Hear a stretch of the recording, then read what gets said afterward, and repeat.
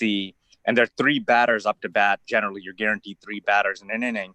So you get Matt Beatty to get hit or walk at next at bat, Matt Beatty to get out next at bat. And what happens is in baseball, you're getting pitch by pitch. And as the pitches go there, the prices are just fluctuating and dynamically changing. So you can see, for instance, in this particular instance, I'll show you how our pricing would work. Let's say that Matt Beatty is up to bat right now. And you generally wouldn't have it, just for our purposes, you happen to have 10 minutes to make a bet. But generally an at-bat could last about a minute. So when Matt Beatty is up to bat, what you're going to see is let's say that he took, right now it's a price of 65 to get out this at-bat, and Matt Beatty to get hit or walk is at price of 35, meaning 35% to 65%. So on a money line number, this would be a plus 200. Okay, so Matt Beatty to get hit would be a plus 200, meaning you put up that would be the ratio. So let's say he takes a strike. All of a sudden, since he took a strike, the probability that he's going to get on base is going to drop dramatically. And so his price will fluctuate. Our algorithm automatically sees that what happened, and the price will fluctuate. And now it's dropped to 25. So by pitch, as soon as Sport Radar lets us know that that Matt Beatty's taken a strike, we know that a hitter like Matt Beatty with one strike on him, the probability drops dramatically. Now, all of a sudden, let's say he takes three balls. And so the next three pitches are three balls. It's changing pitch by pitch. And now the probability that he's going to get a hit or a walk maybe goes up to 50%. So let's say we'll make it 51%. So you're seeing these prices fluctuate during a real, full-scale demo. You would see it really fluctuate and change in real time. It's really fantastic. Changes almost every 5-6 seconds. And this is baseball. So you have three batters. The other beauty of this particular proposition is that it can fit under the fantasy rules, just like FanDuel and DraftKings. They've taken 70% market share in the United States. This particular format, since it's four different players, you're allocating a portfolio just like you're with FanDuel or DraftKings. You can basically get this wedged into the massive DFS regulatory carve out in the United States. So you have to pick, in this particular case, you have to pick at least like a portfolio, is what you're saying.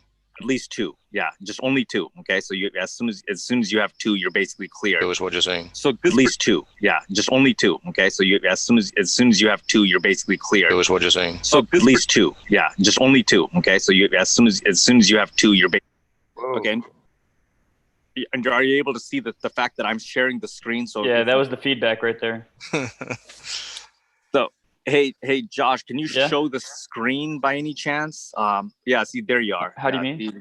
No, go ahead. You did it right there. Put your face on top of this thing.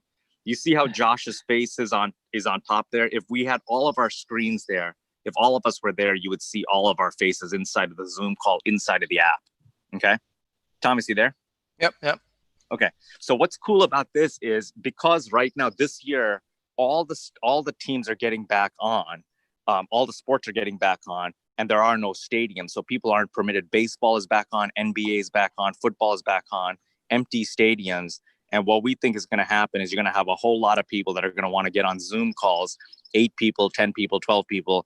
Obviously, we're going to make it a little bit simpler than what we had earlier today. But it's going to be really, really cool where you have 12, 15 people that are watching it in a communal experience and trading props at the same time. So it's almost like imagine us, actually not just imagine us, we're on this call right now. If I weren't just sharing my screen, you'd be seeing yourself inside of our app and we'd just be talking. And right now we're transmitting this to YouTube and then embedding it. But the Zoom API is going to be directly integrated here in a couple of weeks, so that it's going to be completely real time and completely synchronous. So that's baseball. So you, even with 5 bets, the beauty of this baseball game for us as well is that because it's real time and not predicated on a full game, we can basically create a 10-minute game. So you can really get that churn, that volatility going, not only the volatility of the bets, but the velocity of times that a person plays. So it's a 9-inning baseball game. Every half inning is basically a whole new fantasy game. So you have 1 batter, 2 batters, 3 batters, And these three So, so batters. in essence, it's almost like what the story I'm hearing is that it's like the next iteration in granularity from regular Exactly. season-long fantasy to daily fantasies, and then this is more event, or what do you call it, micro-event fantasy? Real-time fantasy. So live fantasy, real-time fantasy. And Thomas, the beauty of this thing is that it's a convergence. Basically, if you look at DraftKings, what they're saying, look, the next huge thing in sports for them that they're desperately trying to figure out is in-game wagering, in-game prop generation. Well, for us, in-game prop generation, since it's a risk business with sports, we're a lot better off trying to carve it out into a fantasy type of format, because now there's no risk. It's like we have a guaranteed prize pool. You're playing a tournament type format. You're seeing a whole bunch of granular bets. So I did have a baseball product out there too that I wanted to show you. So let's say that this is NBA, for instance. So this would be NBA Madness. This particular bet right here is Kawhi Leonard to score 10 plus points in the first quarter. Now, the reason why a prop like this would have been generated, he's a Clipper star. The reason why this would have been generated is if our algorithm automatically spotted that Kawhi Leonard was having, let's say, 6 points already in the first few minutes of the first quarter, it would set a prop. It would fire off a prop saying, hey, is he going to score 10 points or not in the first quarter? So you only have 4 more minutes to wait to see if this bet goes to 100 or it goes to 0. So if Kawhi Leonard scores 10 points in the first quarter, this bet is going to go from 32 to 100. If it doesn't, it's going to go from 32 to 0. So it's basically, it's a very intuitive way of seeing, obviously, what happens. Can you change the price there? It changes all the time. It changes in real time. The only reason we're not doing it is because there's no actual game going on right now. But you're the one offering it. What's the price based on exactly? The price based off what's going on in the game. Yeah, so we're reading in every piece of information that's going on in the game and pricing the bets based off that. Okay. So are you factoring in any kind of industry price at all for competitors that might be offering similar types of markets, similar kind of fast markets, or is it purely your own pricing? Right now, it's purely our own. Yeah. And we don't want to use any. There's not, for most of the United States, they're not going to be a lot of different markets on Kawhi Leonard to score 10 points in the first quarter. All these esoteric permutations are not going to be something that we're going to feel comfortable with anybody else's prices on it. And on top of that, there's also none of it is there's also a market layer. So if I actually hit buy, and if all 8 of us were hitting buy on Kawhi Leonard, the price will actually jump. So the price will actually start moving as we're playing. Is there an option to sell, or is it only buy? There's an option to sell too. Once you buy it, you can sell it immediately. So you can, but you can't sell first. Well, it's a 2-sided prop. So you would buy the other side. That'll be equivalent to selling the first side short. Oh yeah. Okay. I can see it now on that example. Yeah. Yeah. So it's like, so if you want to take the other side, so exactly. So what Josh said. So, but on the same time, if you bought it at 88 and you saw the price jump to 94, you don't have to wait for the bet to actually finish for you to be able to clip those 6 points and add it to your portfolio. Okay. And in this case, you're not building in any margin, hence 88 and 12, because it's a fantasy position essentially. Yep. It's like a choice market. Yes. So but you could build a... Mm-hmm. Sorry, but then, because I had not caught that earlier. So the price is the price that I buy is going to be the way that I will make money is by selling to another player. Here are a couple of things. Let's go into the business model rather than the probability. Okay, this probability has no spread for the house. The way that we're doing it in the DFS market in the United States is, so the DFS market, basically, there are 2 types of sports markets in the US. Okay, one is the sports betting market that a few states have launched with, but the main dominant operators are these 2 guys that are in DFS. Okay, and DFS means you have to have a fixed prize pool. You have to have a guaranteed prize pool. It could be $1 million. It could be $10,000, $20,000. It has to be a fixed guaranteed prize pool. It could be a 5-minute tournament, 10-minute tournament. There's no regulations on that. And you have to have a fixed price of entry. So our tournament, this particular format, is that you give us, let's say $5 or $10 to play in a 10-minute tournament. You might have a prize pool of $1,000, we might have a 20% to 30% margin on that money, and we basically have no risk. So now at this point, you're playing in a tournament against a whole lot of other baseball fans, and trying to win that prize pool, if you follow me. So it's more about amassing kind of points within it. Right. I So mean, for instance, you right kept here, saying sit and go online poker to me, which kind of reverberates. Yeah, very much so.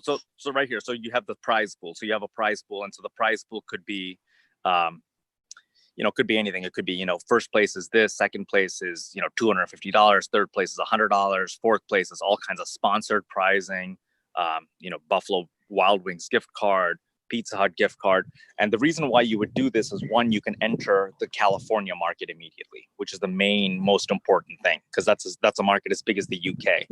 On top of that, we can enter probably, DraftKings operates in 40 states now, and they've built up a massive, and same thing with FanDuel, they both built up massive user bases.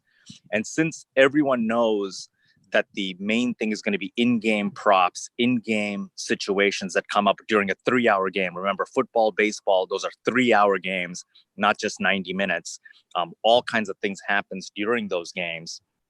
And so because most of those things happen during games, we think that, you're not going to be able to settle bets as fast. You're not going to be able to have all kinds of the risk management things that you would need to do. That's probably a year or 2 years down the way.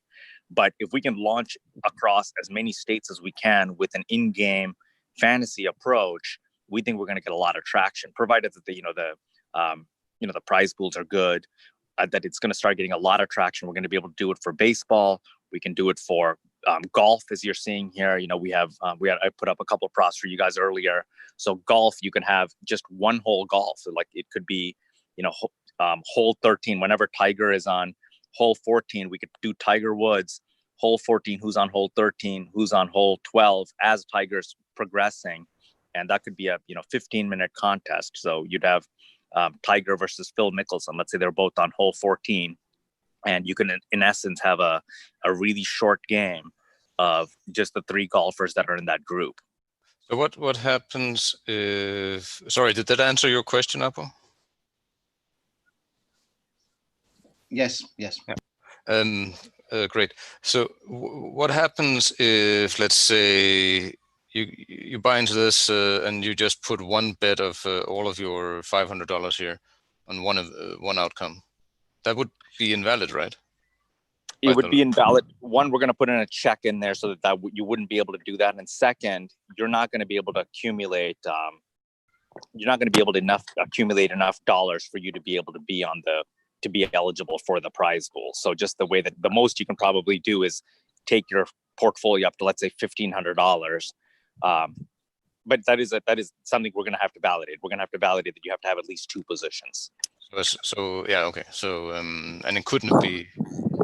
That wouldn't make sense, I guess. But if you bought the both of these we're looking at here, yeah, no, no, then you wouldn't make any money. So you'd qualify, but you wouldn't be able to make any money.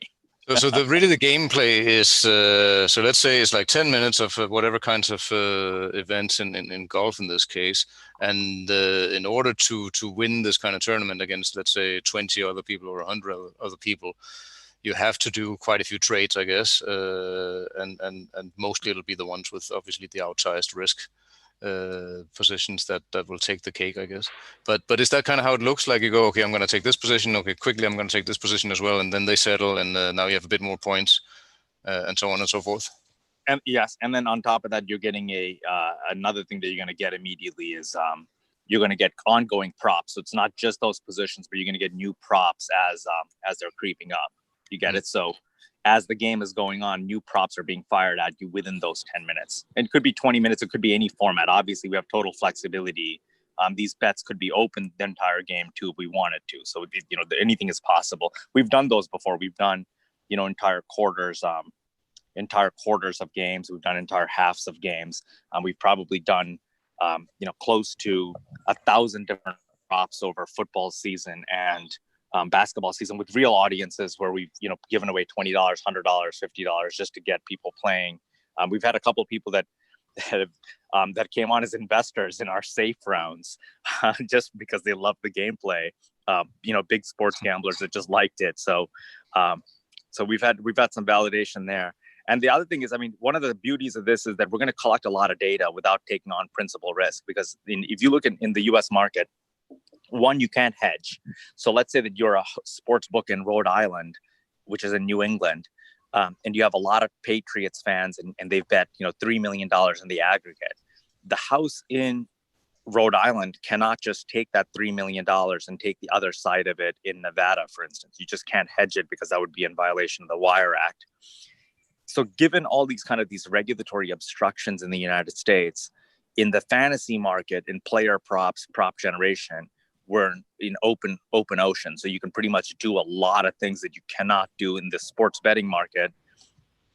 It still allows you to be in the real money market, control your risks, get into interstate hedging, and collect a tremendous amount of data as those markets open up, so that you can generate, real-time props in those markets as they develop. So we can take what we're learning in this place, and eventually you should be able to just bet on Tiger Woods to par bogey hole number 14 in real time and bet $1,000 just on that if you wanted to. So the data is also going to be valuable as we come out with new products in sports betting. And so my it looks pretty cool for sure, but still it's something that's foreign to me at a certain level. So to kind of account for that, you're saying that you've already had a lot of people engaged with this, and so what I'm wondering is, have you kind of verified the mass appeal? No, I don't think so. I mean, I don't think that we would have verified the mass appeal. This is not. I think that I think there are two things that and there's not we haven't launched it in a wide way. We're talking about 25 to 50 people that we'll allow to play, and then we'll lock it down because we don't want people to see it. We don't want we've been really strict and guarded about what we're doing with it. And so we don't even tell people when we're running tournaments. So we'll allow you to download the app, but we usually clear everything on the app. So there's nothing to be shown. But we do like to experiment with a live actual audience rather than just internally. But the mass appeal, I mean, look, people are watching a 3-hour game. Are they going to want to do something during the games? Yes. Are you going to be able to, is anybody going to be able to offer a massive multitude of bets, hole by hole, pitch by pitch, for every discrete event in American sports, and take the position risk on that and just do it in a pure cash situation? No, I don't think that's possible. I don't think that anyone is going to be able to just offer, hey, is the next pitch going to be a strike or a ball? Bet $500,000 if you want to. They're going to have very, very tight position limits of $10, $100 at most.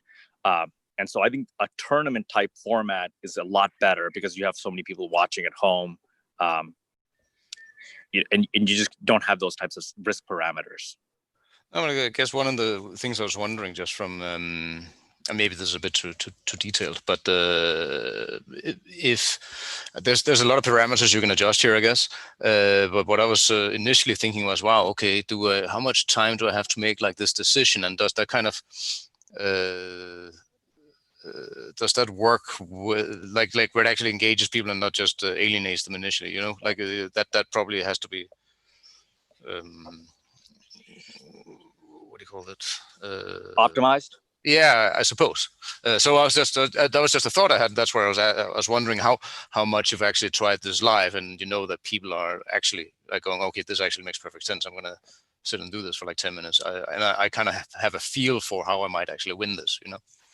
Yeah, one, there is a little bit of a learning curve. That's one of the reasons why we insisted on the video part of it, so that we can actually have a hosted Zoom call, and you can have professional athletes, you can have professional radio hosts. There are a lot of out-of-work radio hosts in this country in sports, so you can have them host Zoom calls. You can do it, and I mean there are a lot of things like that in terms of getting up there. But we are experimenting with whether 10-minute format. I mean, right now we've been thinking about the 10-minute format and probably going to go as strong with that. We think the shorter the games, the more differentiated appeal that we have. Our primary focus is, look, what's going on in sports betting, who has the biggest market share, and how can we gain share? And every other product, there's not a single product in the entire US market that's doing in-game wagering with the speed that we are. Not at all. So we think my view is, I mean, if you say, have we demonstrated mass appeal? We wouldn't know until we really get out in the market in a full scale way. Our first automated game was going to be for baseball season, and that got put on hold. So when we go out there, we're going to be able to experiment with our platform is flexible enough to where we can experiment with a 1 hour game, half an hour game. We can adjust the prize pools to very fast prize pools where it's $10, $20 in 5 minutes versus $1,000 jackpot over a 1 hour framework. We can do it quarter by quarter, inning by inning, hole by hole. But we can always test, maybe it's a 3-inning format that optimizes that stuff. But we'll learn as we go on. And what keeps this in under fantasy sports? I'm thinking out loud here almost. But what about a betting exchange parlay? Wouldn't that be pretty much? Well, that's same. I mean, is it about whether you take principal risk, or is it that it's a combination bet? It's a combination of that. Well, one, you don't want to take too much principal risk at all, primarily because there's some latency issues. So Sport Radar, when it gives us the feedback as to what happened, somebody inside the stadium has a 10-second edge on us. Okay, so if you want to take it all the way, if you want to do it as a pure exchange, pure cash exchange, parlay exchange, peer to peer, you're going to have problems because somebody at the stadium is just going to have a distinct edge. So the product trade-off that we're making is, if you want to basically allow the prop to go all the way until the action actually happens on TV, there's a slight advantage that obviously the person at the stadium has. But if you mix up the propositions, the person at the stadium doesn't necessarily have that advantage, or it's settling so quickly. And that's one of the patents that we had in there, the provisional patent that we had in there, that if we notice a person after we've geo-spotted them at the stadium hitting buy, we know that after we get 2 or 3 buy signals, that we're going to basically settle that bet. That if no one took the other side, we know that something pretty much happened with a strong correlation. Yeah. Hey, a question about the prize pools and how you're thinking about that. Is it always, the prize pool is always going to be based on customers' stake, or are you also doing jackpot rounds and the likes? Both. We're planning on trying both. You cannot under the DFS rules. So if we want to enter, let's say, New York State, Texas, Florida, you cannot predicate the prize pool based on the number of entries. So you have to, as the operator, fix the prize pool ahead of time for any bet. It could be 5-minute tournament. But you have to basically fix the thing ahead of time, and then you cannot adjust the prize pool based on how many people played. Okay. So if you have $100 tournament and you're charging $5 for it, and you got 10 people to play, you're going to take the $50 loss. On the other hand, if you had 25 people play, you can increase the prize pool maybe, but generally speaking, you have to have a fixed prize pool. Now that's the reason why DraftKings limits the number of entries in any particular pot, so that they have kind of an optimal thing. But for us, we wouldn't limit it at all. We would just let it rip. Okay. Wait, so if so it will always be. I didn't follow actually. So if it's a $5 entry, and you're guaranteeing 500, what happens if 200 people buy in? Then that's yours. I mean, then you have $1,000 worth of entry fees, and you're paying out $500, and that's your margin. So that always just have to be. Yeah, you have to fix the prize pool. Oh, that's interesting. So competitive advantage would be to predict exactly how many people will buy in.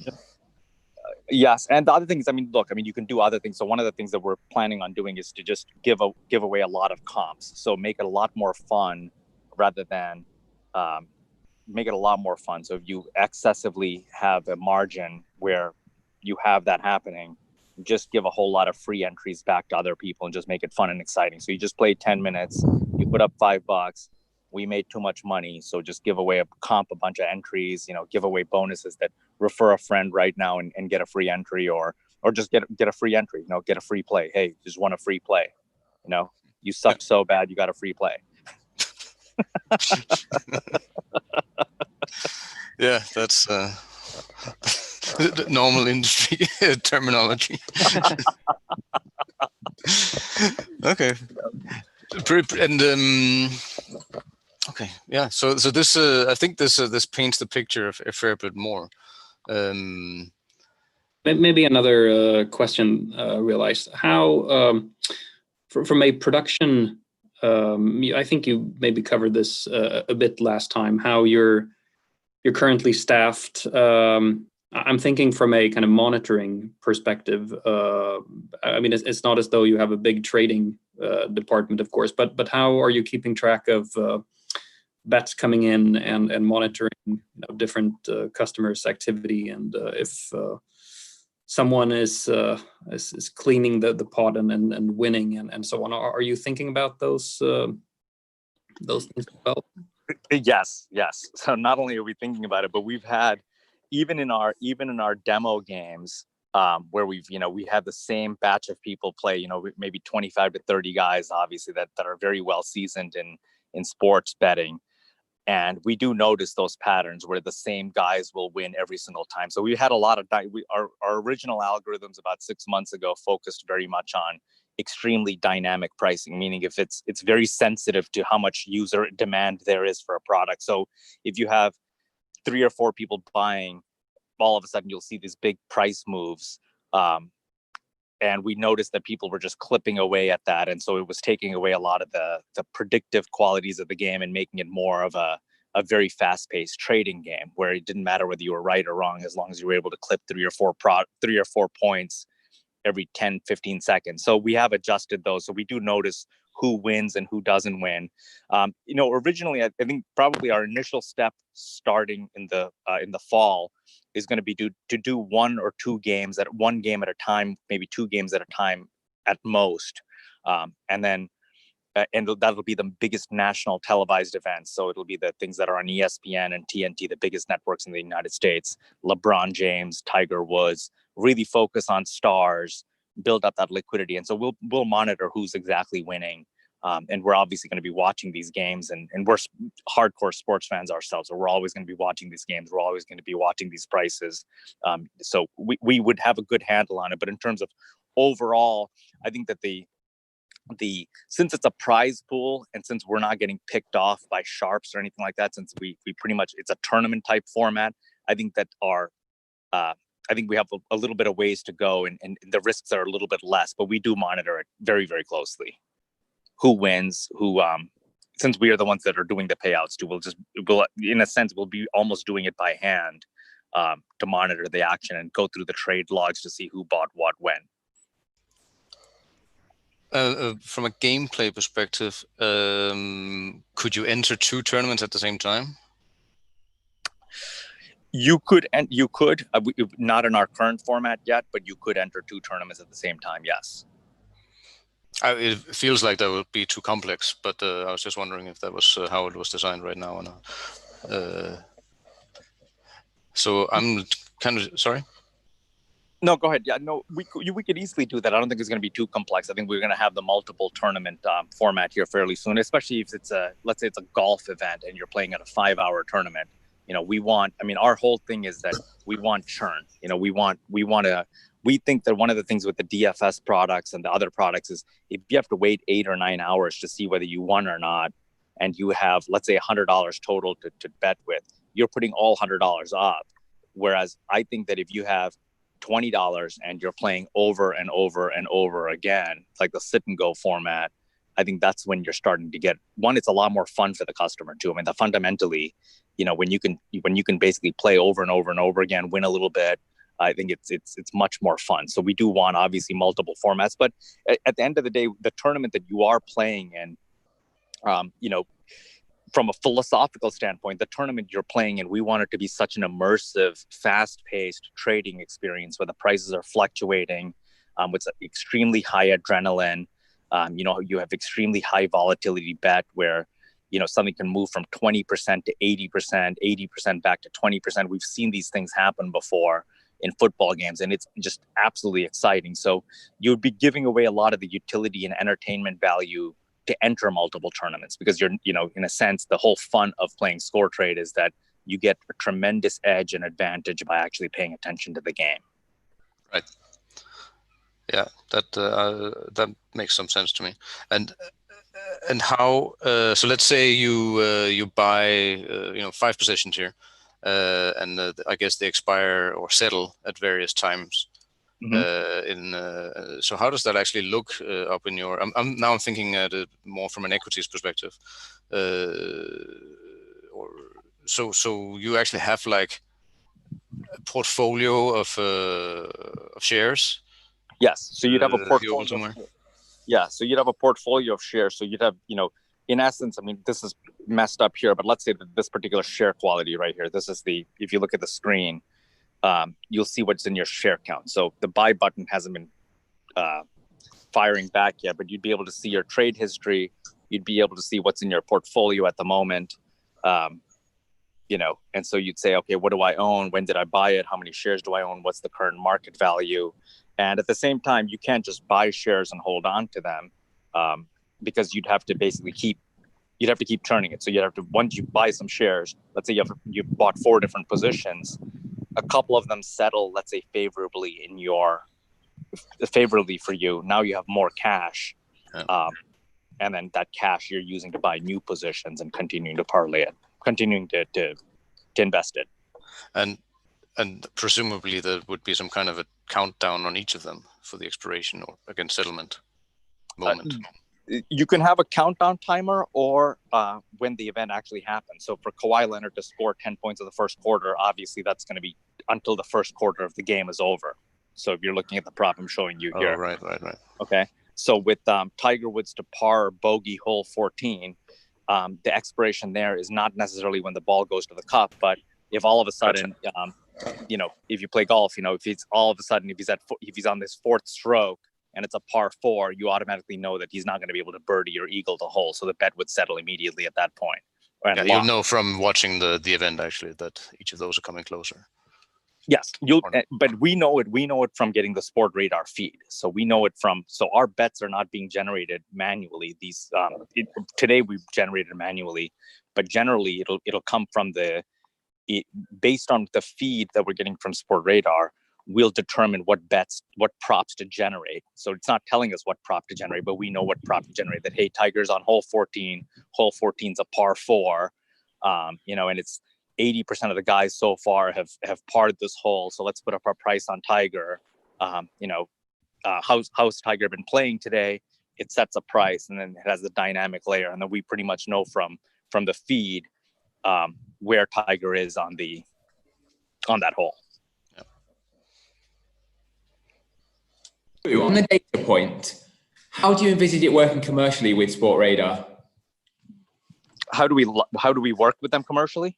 Yeah, is it a rev share model? Would you agree fixed fees? How is that going to work? How are you going to have to pay Sport Radar for their data? So for Sport Radar, we don't. So in fact, this is actually another thing too. So Sport Radar, we just work on a pure data feed model. So the data feed that we get from Sport Radar, we have terms that I can't disclose the exact terms, but the terms are basically that we're a media company, because DFS and media companies fit under one bucket, and sports betting, which is the Bet Radar product and all that, fits under a different bucket. So the dollars are just massively different with Sport Radar, but with Sport Radar, we don't use Sport Radar for pricing, and we don't use Sport Radar for actually what prop we should offer. So this is our stuff is entirely proprietary. We only use Sport Radar for what's happening inside of the game. Sure. I mean, that's still a decent part of the value of their content though, right? It is, but there are other providers too. There's StatSync is another provider. So it's a commodity product. So we can go to StatSync and for a few $1,000s get the same feed. I've worked with both these guys at or Stats, especially all the way back at the very beginning of my career with InfoSpace. So we know that there are competitive products out there. Sure. It's just that Sport Radar obviously have the official data now, particularly for the 4 big sports. They do. But you can't use the official data for certain types of props. So, for instance, we've had this issue with them just a couple of weeks ago. We worked on a NASCAR product, and the NASCAR product, the way that our algorithm was pricing it, is it's based on the distance between. So, our NASCAR product was basically 10 laps. So instead of watching a full 3-hour race, it's going to be a 10-lap race. So driver in 8th position, what is the probability he'll be in the top 5 by lap 30? Okay. Or driver 5, what are the chances that he'll be in either 4th position or 3rd position by lap 25? The pricing was determined on his distance between the number of the second distance between his car and the car in front of him. But that particular thing comes from the official data, and you can't use it because somebody's officially licensed it. So there's certain things that you can't use the official data for certain types of bets. So you would have to get the unofficial data, which is, there's no difference between the official data and unofficial data. The official data is just for the leagues to be able to extract additional money. It's the integrity fee that they tried to pull off in the United States. So it's just a way for them to extract additional money from operators. Sure. How would a sport like golf work, where there's massive delays between online scoreboards, between TV pictures? How would you be able to trade that? So with golf, you're getting the feed, obviously, and there's a delay. There's a delay that as you're watching it, and especially there are different types of delays too. In the US, there's the OTT, there's cable, there's antenna. So if you have it via antenna, you're getting it 7 seconds. If you're getting it via cable, it's 12 seconds. OTT, YouTube TV, or any of these platforms, even more so. For us, we're getting it ahead of any of those guys, so we'll get it faster than probably the antenna, just because you have even with the antenna, you have 7-second delay. Golf is much easier. The Sport Radar guy that's keying it in pretty much knows whether the ball hit the cup or not. So it's not like basketball where they're entering in the data, where they have to enter in where you shot the ball from, other things like that. So we can settle that fairly quickly. And on top of that, it was on that deck that I sent you guys, is that the last on that IP slide, one of the things that we have a provisional patent on is this thing called dynamic stadium inputs. And so since we're going to have to check everybody's geolocation anyway, our view is that if we know a person is at the golf course or at the stadium and we determine that, we weight their actions much more strongly than if you're watching at home on TV. So we notice that your geolocation is at the golf course, and you're the only person that would actually know faster than even Sport Radar. And if we have 3 or 4 people there and they happen to have hit buy at the exact same time, we pretty much know that, okay, Tiger obviously birdied this hole. Otherwise, the stadium guy wouldn't have just done this. So in a sense, we're almost even faster than Sport Radar. And in fact, we are talking to Sport Radar about this. We talked to at their innovation group about some of these things, and we have ongoing calls with them as well. So I'm probably asking a really stupid question, but wouldn't it be an angle for users of this app to make a point out of being at the events? Which would be the best part of it all, because then you have, yes, definitely. I meif you can go to the Masters, the Masters, we should become friends with them, Thomas, definitely, those people. If you can be, and the thing is, I think that if you're doing, stadium baseball, yeah, certainly, I think you'd have an edge if you did that. And so what you can do is so one of the ideas we had was you maybe increase the prize pool, you maybe do a bonus where, there are certain things that you do if you check in at the stadium, and then we can basically weigh their stuff. But wouldn't that, if that would quickly be a fairly known dynamic, I suppose. Talk about the scenario where you've got tens of thousands of users, if not hundreds of thousands. That it's almost like a way to have an edge. Do you think that would be a tension between the user pool at events and those sitting at home? Would it discourage the home viewer? It very well could, if we get to that kind of scale. If you get to that kind of scale where you have a Pittsburgh Cincinnati game, and all of a sudden it's an ESPN game, and the guy at the stadium has if we notice that, and that's one of the things that I think Apple mentioned it, that what'll happen as you're monitoring some of these players, if we notice that the person at the play, we'll notice this within 3 or 4 things. If we notice the person at the stadium is constantly winning and there's no edge for anybody at home, then what we do is on the geo check-in, which we're going to do because you have to do it for compliance. On the geo check-in, we could even ban the people at the stadium from playing, or we could create a completely separate game if we have a large enough critical mass where we notice the top 10 people in the leaderboard are always the guys at the stadium. Just create a separate game for the people at the stadium altogether, or just ban them. You know, it all depends on what the numbers look like. If we have 1,000 people playing and the top 10 always happens to be the 10 guys at the stadium, just ban the guys at the stadium. But then, of course, you could also put them on delay. But then you would delete a large part of the live, let's say, crowd data input angle as well, because they would be discouraged, I guess. You would, unless you're running a separate tournament and you're using the data from that tournament.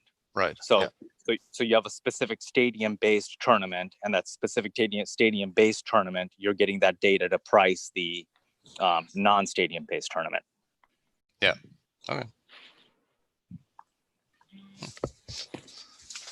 All right. What do you think, guys? Anything else you want to add right now? I'm good. Good for me, yeah. Yeah, I'm good too. All right. Well, thanks guys for putting up with us. I wish we could have shown it to you where you could have interacted with it, but yeah. I hope No, I really appreciate it, and I know there was some teething here, but I think we can put a lot of that down to not being inside the States as well. But appreciate that we finally got to see it at least, and I think we can at least have a more informed conversation about it on our end. So very cool stuff, and I think it's pretty interesting. Let's debrief on our end and see what next moves are. Yeah, sounds very good, Thomas. Sounds very good. Thank you, gentlemen, for being on with us. Really appreciate it. Absolutely, and thank you, Josh, as well. Okay, thanks, guys. Thanks, All right, guys. take care. Thank you, guys. Bye-bye. Bye.